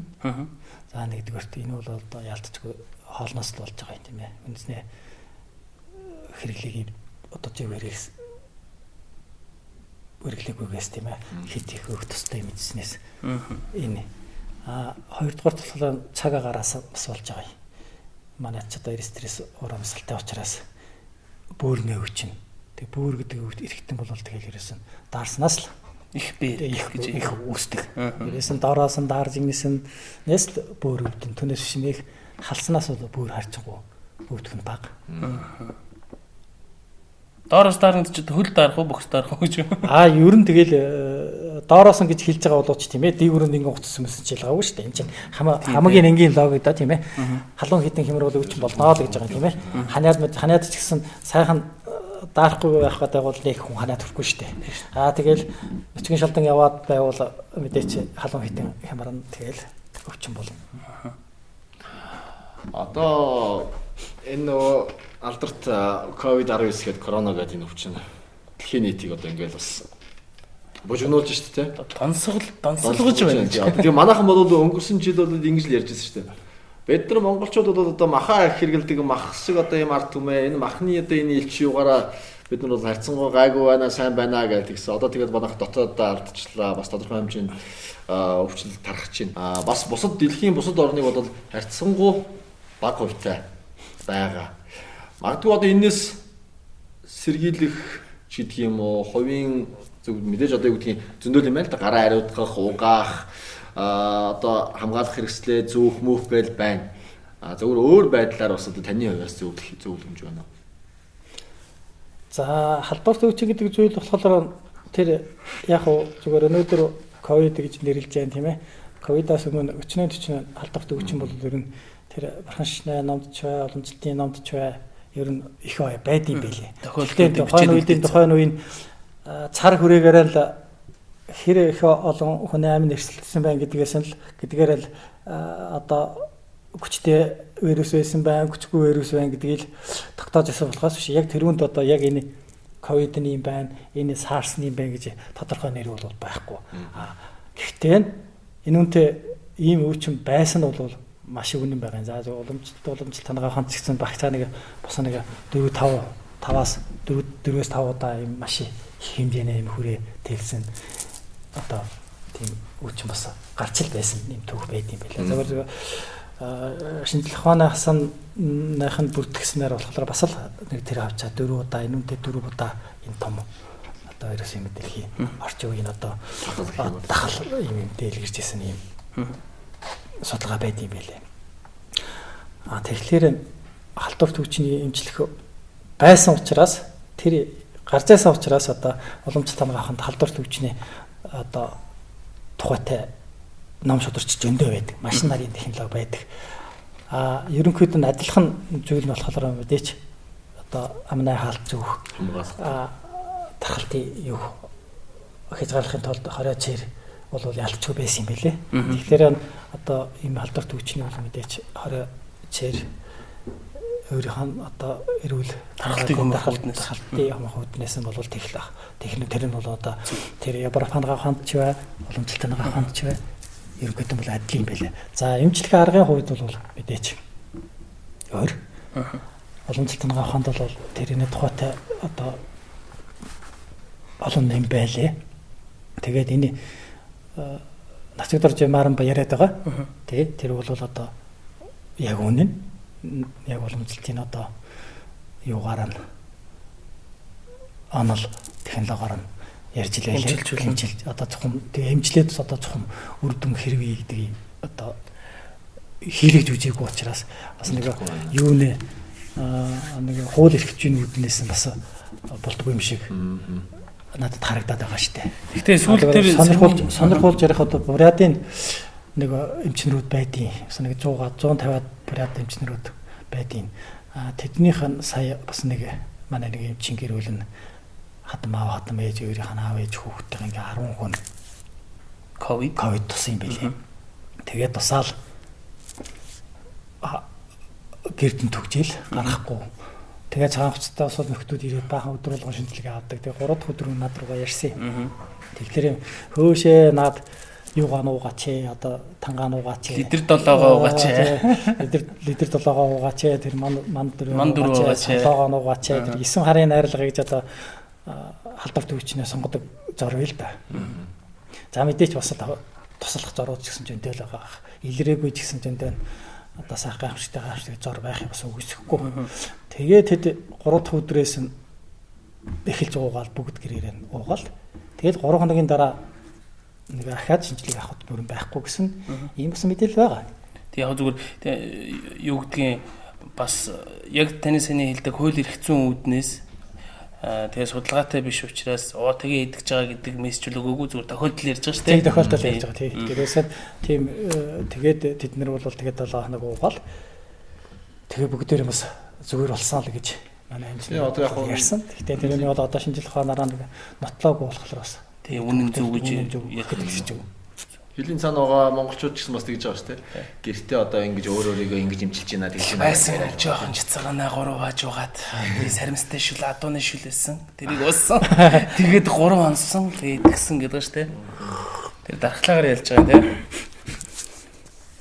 Тийм бай. Тэгээд юуны хувьд түрүү нөгөө Европ ангаа ухаан дорны ангаа ухаан гэд ярьж байгаа. Тэнгүүд тэр дорны ангаах ухааны бас өвчнийг бас халуун сэрүүн чанартай нэтрэж ангилдаг штэ. Таны ажигласнаар бас мэдээ судалгаа авахгүй. Ковид одоо ханаад ч гэсэн дотроо сэрүүн чанартай халуун чанартай гэдэг штэ. Тэгээд тий. Тэгвэл ковид ямар чанартай юм шиг байна таны? Зүгээр юу юм байгаа. Тэр чинь сэрүүн чанартай юу? Сарвисан дарагч байгаа юм шиг. Тэр их төвхтэй л да. Ийм байгаа. Вирусын төрөл бол вирус үе мөчний өвчин гэх мэтчил ийм өвчин болвол халуун хитэнд алиалантун байж болно гэж байгаа. Тэгээ тэрүүгээр ялахгүй. Тэрнгээр бол ялах боломж нь их хэцүү. Хэрэг хэлэх юм бол энэ вирусын төрөл бол халуунаар ч үүдэж магадгүй хүйт нэрч дарахж болдог. Үүдэх магадaltaй гэж. Зүгээр ганц нэг энэ донд нэг ганц асуудал байгаа. Хүн өөрөө яагаад амьд байгаа юм бэ гэхээр хүний энэ махан бие халуун хадгалж чаддаг учраас амьд байгаа. Хэрвээ хүний энэ махан бие халуун хадгалж чадахгүй бол тэгэл ямар ч цааш ямар ч процесс явагдахгүй, ямар ч амьд бие цаашаа үргэлжлэхгүй гэсэн байна. Тэгэхээр энэ ерөнхий температур болохоор 36.2-аас 5 хооронд тийм ээ. Хол харж хол явна. Автхим компани. Дотор температур болохоор 37-аас 40 температур гэсэн юм байдаг. Тэгэхээр тэр 36 хүний биеийн хамгийн гайхамшигтай тэр 36.5-5-ийн температурыг хэрвээ хэвийн хадгалж явах юм бол ямар ч өвчин орохгүй гэсэн. Тэр температур ихсэх юм бол бас өвчин болно. Өвчин багасуулалтай. Багдвал бас өвчин болно л гэж. Тэгэхээр ерөнхий зарчмын хувьд тийм ээ 5 махмад 5 эргэтэн 5.6 сав хэвийн температуртай байлгана л гэж. Тэгэх юм бол ямар ч вирус чамд халтах нь байгаа л гэж. Санаа бол ерөөсөө нөгөө дархлаагаа сайн байлгах гэдэг цаад санаа бол дархлааг хэвийн байлгаарай хэвийн болгоо тийм ээ. Тэр биеийн температурыг хэвийн байлгаарай л гэж. Хоёрдугаарт энэ сангийн нэмж хэлэхэд одоо энэ юу хүний энэ хамар нь өсч бас их зүгээр нэг ургацсан юм биш шүү дээ. Үүрэгтэй. Тэгэхээр энэ хамраа өссөн болохоор ингээд тэр вирус няны ингэж талгоноор ингэж хамгаалж яадаг, зайлуулж яадаг зүйл. Тэгэхээр энэ одоо ковид ч гэсэн тийм ээ хамарнаас PCR авч байгаач. Тэгэхээр хамранд болохоор ерөнхийдөө ямар ч вирус нэг 30 минутаас тийм ээ 30-тэй вирус бол нэг 30 минут хамранд байх юм бол цааш наа орно л гэж байгаа. Тэгэхээр тийм ээ 30 минутаас 30-аас нэг 2 цагийн дотор нэг удаа хамраа цэвэр сайхан цэвэрлэж байгаа юм бол тийм ээ давстай ус байдаг ч юм уу соттой ус байдаг ч юм уу ямар нэг юм нусаа одоо нээдэг ч юм уу гаргадаг ч юм уу ингэхээ байх юм бол бас нэг төрлийн хамгаалалт болохоос өмнө буцаагаар хамгаалах ёстой. Тийм нэг бас арга байна тийм. Бас ийм энгийн мөртөнд маш их үдэнтэй ийм сайн арга утас байна. Түрүүн бид нар нөгөө судас барих тухай тэр чинь нөгөө онцлогоо штэ. Онцлогооны тухай ярьсан. За бас нэг арга бол нөгөө им там байна. Сая бас им тангийн тухай ярьлаа. Мэдээж тэрэнд ордог найрлага нөгөө ургамлын бүтэц эсвэл амтны шатаасан ялгадасч байдаг юм. Янз бүрийн юм штэ. Эсвэл бүр жоншиж орж явах шиг тийм янз бүр байдаг штэ. За тэгэхээр им бол яриад бол өстой 9 зүйл байгаа. Дараагийн нэг асуух сони юм юу гэхээр барай заслын аргаар бас эдгэж болоод байна те. Барай заслын аргаар. Тэгээ баруунд яадаг гэхээр толгой хөдөлсөн гэл юу гинэ гэж штэ те. Толгой хөдөлчихэж ээ над хөвгтэй чинь гэл гэдэг те. Тэгэхэд манад адгалж ил нөгөө хөлн наан цаана болчихсон юм ном тавьж байгаа алхаар цогтөг ч юм уу те. Эсвэл толгойг нь барьдаг ч юм уу. Бүр зарим тохиол би түрүү ярьсан нөгөө био энергиэр барьдаг эмээ өвөө ах их нар байдаг штэ. Тэр барайны хувьд та дөрөв тэр нэг эд шууш хэрэглээд татсан гэдгээрээ байна уу? Эсвэл Монгол хүний биеийн онцлог байна уу? Эсвэл барууны хүн юу гэдгийг Америк, Европ улсуудын толгойг бариул бас хөдөлсөн толгой байх уу? Тэр дээр та ажиглаж байгаа. Тэр одоо юунд нэг Америкийн нэг юу бариал ингээд тийм Америк хөлбөмбөг. Америк хөлбөмбөг бол юм үлээ тэр. Ийм гурвалж юм уу? Тийм гурвалж өгчөөд тэр нөхдүүд бол бас их юу гэдэм бэлээ. Бариулдаг. Толгой маш их хөдөлдөг юм дөрөгдөг. Тэгэл имлэгд юу югдэг үзүүлэхээр тэр ямар ч юу гарахгүй. Тэр их тэгтээ чацгаалтаад чацгаалтаа тэгэл ингээд толгойн өвдөж байдаг ч юм уу. Тэр олон төрлийн хам шинж байгаа л да. Тэгээд тэд нар бол бас тийм өвчин их байд юм билий. Америкас тэр өвчний тухайтай тэнд барай хэлэх үү яах уу гэд юм чав юм аа гэсэн. Анамицийн яриад явагдаад байсан. Тэгтээ нэг хэлэхгүй болохоор тэр болгоны тайлбарлах хэцүү гэж учраас болоогүй л дээ.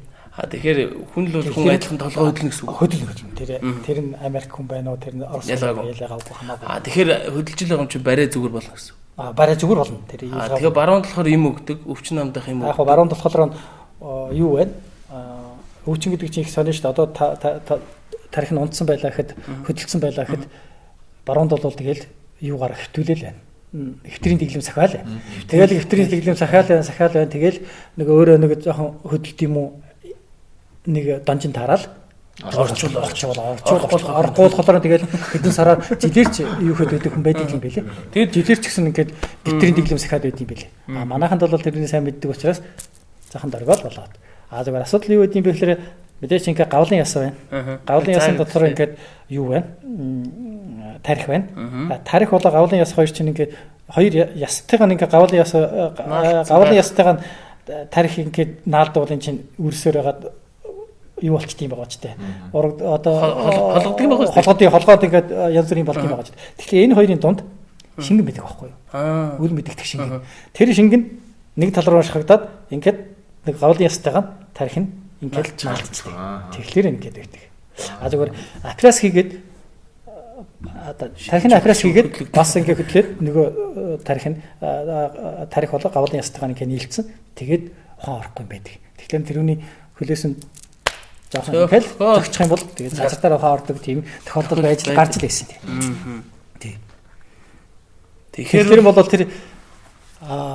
тэр домнох одоо тарих марих домнох бол яалтчгүй Монгол орноос үүсэлтэй тэр бас Монголын бас нэг бахархал л да. Тэ төөнөх тэр дөрөв үндсэн дээр хэлж байгаа тийм ээ. Энэ бол Монголоос гаралтай шүү.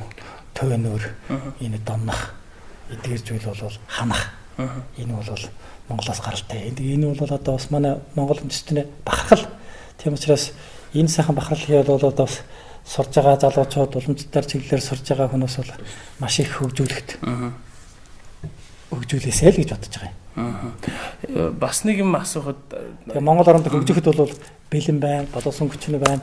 Тэр чисгаас жоохон дэмжлэг үзүүлчих юм бол энэ бол бас Монголын маш том брэнд. Тэгээ нэг зор нэг брэнд байгаа байхгүй юу? тэр нэг Одоо өөрөөр хэлбэл нэг зор биш тийм ээ. Нэг жор чинь нэг брэнд. Нэг зор нэг брэнд. Нэг имэл нэг брэнд шүү дээ. Тэгэхүүл тэгэл энэ хүн нэг брэнд эзэмшээд энэ хүн нэг брэнд эзэмшээл явах юм бол одоо тэрийг гайхамшигтай зүйлтэй тий. Доллар бол одоо зүгээр дэлхийн нийтийн чиг хандлага ч гэсэн бас уламжлал руу бас ингэж өнгөж эхэлж байгаа юм байна. Ер нь энэ уламжлалт танах ахван гэдэг юм бас ийм байна. Гэж болохгүй байна. Хэрэгтэй байна. Тэгээ уламжлалт танах ахван ингэ судлаад байсан тэр уламжлалт танах ахваны бол ерөөсөө монгол хүнээс өөр хинч хөгжүүлж чадахгүй юм байлээ. Үнэхээр яагаад тэгэхээр монгол хүнд тэр эн чин одоо байгалийн ухаан гэж ойлгож байна тийм ээ. Тэрүүнээс өөр тийм тэрүүнээс өөр одоо тийм онсон үг байхгүй юм да. Тийм ээ.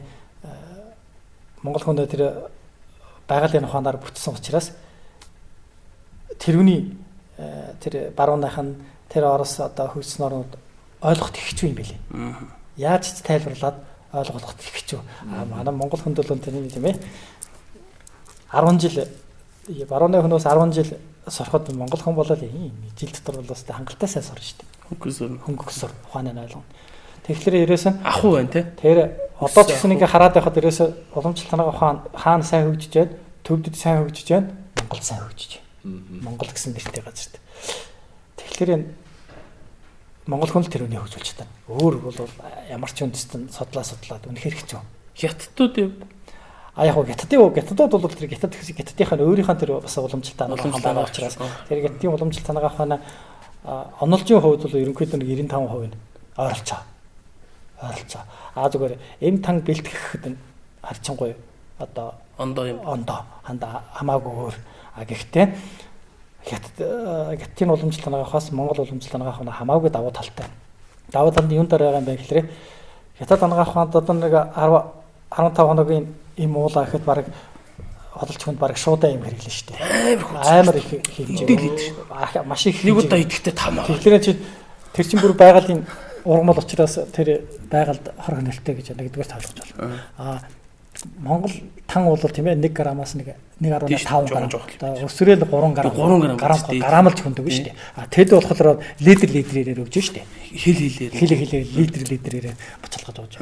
Тэгэхээр энэ манай Монгол уламжлалт танага ухааны тэр юу нь бол арга барил нь эмийг бэлтгэх тэр арга баян нь бол хамаагүй сайн л гэж байгаа. Хамаагүй илүү л гэж байгаа. Уншилгооны хувьд бол адилхан ойролцоо юм. Мэдээж нөгөө хэдэн мянган жил хамт амьдсан учраас тэднийх манах гэж ярих бол утгагүй асуудал. Зүгээр ер нь бол уламж ангаах гэдэг зүйл ерөөсөө хэл хийж байгаа байхгүй. Тухайн үед ч гэсэн тийм байсан юм тийм ээ. Хятадууд манайхаас авсан юм байна. Манай Монгол ангаах ухаан хятадуудаас авсан юм байна. Энтхээс авсан юм байна. Тэр Оросоос авсан юм байна. Тийм ээ. Нийлүүлж байгаа л болгосон юм. Тийм учраас одоо эмнэлгийн ухаан болвол ерөөсөн улс орны хязгаар бол байхгүй. Хэн илүү сайн тэрүүнээ илүү хөгжүүлж чадж байна. Тэр тэдний уламжлалт танага ухаан л гэсэн үг. Гэж л би ойлгоод байгаа шүү дээ. Гэж би бодож явдгийг гэж. Тэгэхээр бидний нөгөө цаг их тавчуу. Тэгээд сая нөгөө Стенбаатар эмчи хэлдгээр хүндрэлт үүснээс хойш энэ уламжлалт тангаах ухаан үүссэн. Тэр олон мянган жилийн эмийг бид нар нэг цагт байтугай 1-7 хоног яриач барахгүй юм.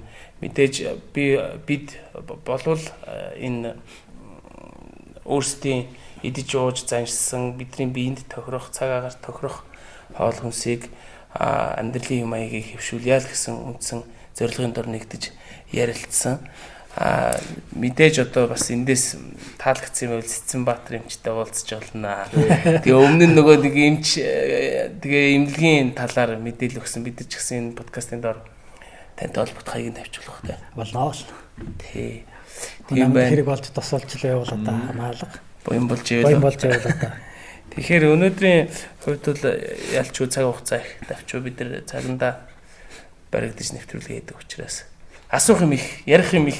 Тий, илүү одоо сая бидний ярьсан ярианаас өөр нэмж асуух, үзүүлэг харуулах те ийм байвал бас холбогдож болно шүү дээ те. Таны хувьд одоо хоёр юм танаар яриулъя. Нэгдүгээр бид хоёрын асууж амжаагүй за манай монголчууд чи энэ дээр их алддаг да хоол хүнс эрүүл мэндийн дэр гэдэг хэлж асууж чадаагүй таны хэлж амжаагүй юм нэг юм юу вэ? Хоёрдугаар бид нар бас нөгөө автохим гэдэг подкаст учраас автохимын одоо автомашины автозамын хөдөлгөөнд жолоо барьж байгаа гэсэн тийм жолоо барьж байгаа. Соёлтой оролцох бай. Өөрт нэг боддог нэг сэтгэлд нэг үргэс шиг байдаг юм бид чинь. Эдгээр нэг зам тавиад гэж яах байдаг ч. Тэр тухай та бас бидэрт яаж гэж. Ийм хоёр юм ярьж өгөөч. Тэгээд цөмөрөө жаргая. За баярлалаа. Тэгэхээр одоо хэлж амжаагүй зүйл яг олон л байна. Тэгтээ товчдод хэлэхэд манай монголчууд арлын Япон маш их өндөр наслаад байхад одоо энэ цагаан Монгол хотод амьдарсан хүн бид Япон хүнээс бага наслах ёсгүй гэж би боддгийг. Тэгээд тийм Япон хүн шиг бид Япон хүнээс илүү урт наслахын тулд бид амьдралынхаа хөвшил хоол хүнснийхаа энэ нэг 3 жилийн байгаа шүү дээ 2 жилийн ярьж амжаагүй л дээ тийм ээ нэгдүгürt нь хүнснээ аюулгүй байдал хүнсээ яаж хэрэглэх үү хэмжээд амжаа тийм ээ тэгээ зөв хооллох зөв амрах зөв ажиллах эдгээрийг бас өөр өөрийнхөө хэмжээнд бас сайн судлаад тэрүүнээ ягштлан сахиад хүн мэдж болно мэдснийхэн дараа сахих гэдэг зүйл хамгийн хэцүү шүү дээ тийм ээ сахих нь хамгийн чухал мэдчихээ сахихгүй бол одоо бас хэцүү шүү дээ тийм ээ тэгэхээр зөвөр дөрвөн үндсэнд одоо эмнэлгийн номд болохоор нэгж хэлж байгаа нэгээс 16 нас бол хүүхдээ гэж байгаа юм 16 наснаас 70 нас хүртэл идрээ 70-аас дээшээ гарвал хөгшөө гэж байгаа юм юу гэсэн үг вэ гэхээр 150 наслах боломж байна л гэж хүн гэдэг амьтны үед хүн гэдэг амьтанд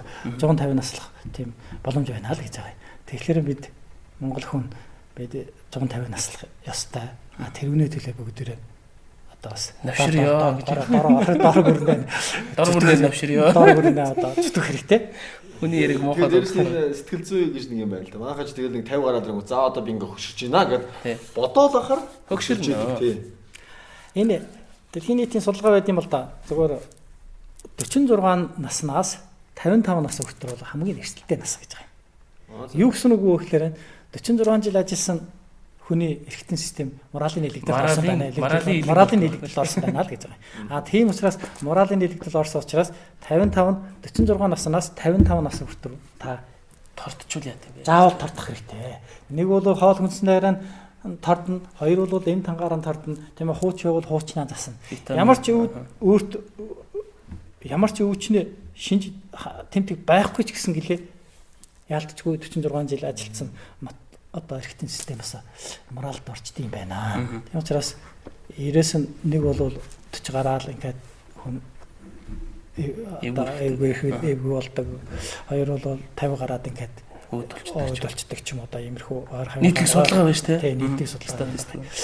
Тэгэхээр одоо юу хэлэх гээд байна вэ гэхээр тийм 46 наснаас хойш 55 нас хүртэл өөрийгөө тий ордох хэрэгтэй. За 46 шүү дээ. Тэгээд эмчтэр очоорой тийм ээ. Бас үзүүлж харуулж байгаараа шинжилгээ хийлгэж яриа л гэж байгаа юм. Урт наслахын тулд нөгөө нэг арга нь бол тийм ээ. Өвчнээ эрт мэдж, эрт оншилж, эрт хэмжлэх нь чухал шүү дээ. Оролцуулагч шүү дээ. Тэр онцлогоо чухал. Онцлогоо тийм ээ эрт оншилж, эрт мэдж, эрт оншилж, тэгээ оншилснаа дагуу хэмжлэх нь чухал шүү дээ. За тэгээд мэдээж олох байгаа те одоо. Сая болохоор нэг нь болохоор зөв хооллох, зөв амрах, зөв ажиллах гэдэг тий. Нэгдүгээрт нь болохоор зөв хооллоно, хоёрдугаарт нь зөв ажиллана, гуравдугаарт нь зөв амарна. Хит их амраад байвал болохгүй л гэж байгаа шүү дээ. Хэтрүүлж болохгүй тий. Хэтрүүлж болохгүй. Тэр дээрээс нэг юм унтаад байвал хэцүү шүү дээ. Болохгүй тий. Бас нэг бүү хэтрүүлгээд нэг хамгийн хон тав байх шүү дээ. Дээр бас ярьж байгаа тэгээд дэсэн тий. Нартай хамт амьдрал урт насалж болт юм биш байгаа гэдэг. Ер нь тийм шүү дээ. Ерөнхий зарчмын хувьд бол ерөөсөн тийм ээ. Үүрийн гэгээр басч Чин үчийн бүрээр унтаал гэж байгаа юм. Нар байхгүй бол шууд өдөр хэрэг унтаад байх юм бол нэгдүгээр цус өтгөр нь таргалалт үүснэ л гэж байгаа. Тэгэхээр яг нөгөө монголчууд бас яг Түлхүүр үг нь бол ерөөсөө энэ. Нараад байх жил амьдрал тий. Өглөө нар мандангууд зэрэг усаал ажиллаж байгаа л орой нар жахан тог цэглэгаан байхгүй лапти өрөө даун тэгэхээр тийм шүү дээ. тэгэл болсноос нь шүү дээ. Ер нь бол тийм. Японууд бас тэгдэг гэдэг тий. Японууд бол бас тийм шүү дээ. Тэгээ яг цагдаа нунтаал, цагдаа босоод ажиллах цагдаа нь ажиллаад, амрах цагдаа нь амраал. Яг идэх цагдаа нь идэл. Хүний хоол чинь ерөөсөө одоо 5-7 цагийн хооронд хүн нэг удаа хооллох ёстой гэсэн юм хүн тэгээд програмчлаад өгсөн учраас тэрний дагах юм бол зөрчих юм бол тэгэл та өвднө өвчлнэ л гэж байгаа юм.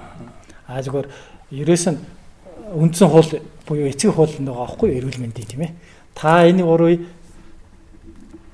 зөв хооллохгүй, зөв ажиллахгүй, зөв амрахгүй байх юм бол мэдээч дээр нь зөв сэтгэх тийм ээ. Зөв сэтгэл ийм дөрөв байхгүй бол та өвднө л өвч болно л гэж байгаа. За тэгээ танай юуных нь хөлөөж авч нэвтрүүлээд орцсонд та хоёртаа маш их баярлалаа. За мэдээч одоо бас жолооны ард тусаа олон жил сууж байна. Хэдэн жил явж байна та нар машин? За энэ ч одоо нэг 95 он гэдэг чинь 95 он данх ямар машин байсан нэр? Бэзэн жип гэдэг машин барьж ялаа тэр үед. Одоо гэхдээ янзын машин болсон. Бараг хаамар 3 шиг хэлбэртэй болсон яваад байгаа шүү дээ. Тийм цэрэг цагдаад яваад байгаа шүү дээ. Тийм баха. Тийм болгоцсон. Тэрний тийм болгосон. Тийм биз дээ. Амар тулгах. Тэгээд мэдээч жолооны харанд одоо цаалан жил сурлаа. Тэгээд жолоо гэдэг зүйл маш болгоомжтой байх хэрэгтэй нэгдүгээр секундэд хүний амьдралыг шийддэг, өөрчилдөг зүйл учраас одоо нэгдүгээрт мэдээж соёлтой оролцох хэрэгтэй.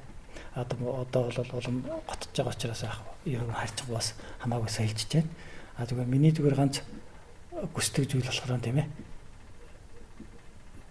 Холын гэрлэл шилжүүлж явах хэрэгтэй, шилжүүлж явах.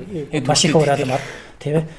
Тэр тусан нэг задгаа хөдөө явж байхад бол араас нь том гэрэл тавиад халраад их ч юм байлээ шүү дээ. Тийш тийм тойлонд ингэж тэр урдаас зүгээр Орос гэдэг улс одоо машинтайгаа явж их олон удаа явлаа. Тэд бол одоо маш их соёлтой юм билээ шүү дээ. Гэрэл тэр холоос л гараад ирэхэд холон гэрэл хав ард явж явал ойрхон явж явал холон гэрэл сольчин. Манайхан бол араас нь дагаад идэг нөгөө юу гэрэл холон гэрлээ тавьсан байдаг. Нөгөө холон хоёр гэрэл чинь хоёр талын дунд чинь ингээ ойгоод ингээ дээрээс явахд их хэцүү. Тэгэхээр одоо юу холон гэрлээ сайн шилжүүлж явж байгаарэ гэж маш их уриаламар байна хүн болов. Яг зөв. Нэг юм зааж өгөө. За. Артлын машин холон гэрэл тавиа яваад шүү дээ, тий. Тэгэд хоёр талын дээр хэцүү шүү дээ, тий. Яг тэр хүн жолоон дээр ингээ тэгш суудаг тийм үү?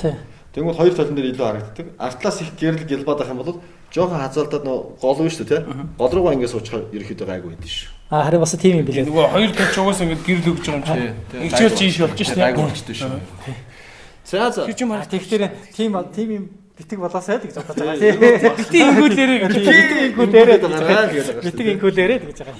За тэгээд ер нь бол хэрэгтэй зүйлүүд бас манай залуучууд маань сонсогчд маань үзэгчд маань мэдээлэлүүд авч чадсан болов уу гэж би бол бодож байна.